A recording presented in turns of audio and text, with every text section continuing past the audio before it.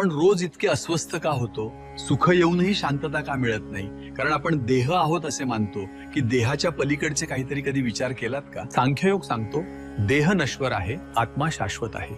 सुख दुःख यश अपयश ही देहाची स्थिती आहे, पण मिथ्या स्थिती नाही. आज आपण काम पद पैसा नाती यालाच स्वतःची ओळख बनवतो, म्हणून ते बदलले की आपण आतून कोसळतो.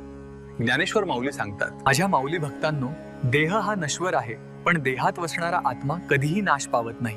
ज्याला तुम्ही मी म्हणता तो देह नव्हे, तो चैतन्य स्वरूप आत्मा आहे. सुख येते, दुःख जाते, यश लाभते, अपयशही येते, पण या सगळ्यांत जो बदलत नाही तो आत्मा आहे. म्हणून सांगतो, जे बदलते त्याला धरून बसू नका आणि जे शाश्वत आहे त्याला विसरू नका.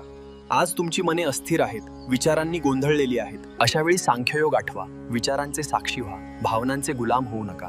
जग सोडू नका, पण जगात राहूनही आतून स्थिर राहायला शिका. जे बदलते त्याला धरून दुःखी होऊ नका आणि जे कायम आहे त्याची ओळख करून घ्या.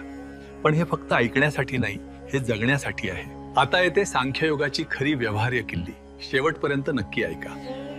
आजच एक साधी पण प्रभावी साधना करा.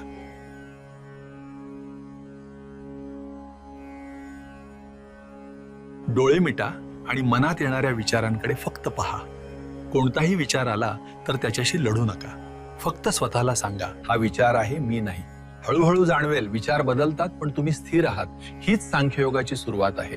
जगात राहूनही आतून स्थिर राहणे, हेच सांख्ययोगाचे सार आहे. असे विचार तुम्हालाही उपयोगी वाटत असतील तर लाईक करा, सबस्क्राईब करा आणि शेअर करा.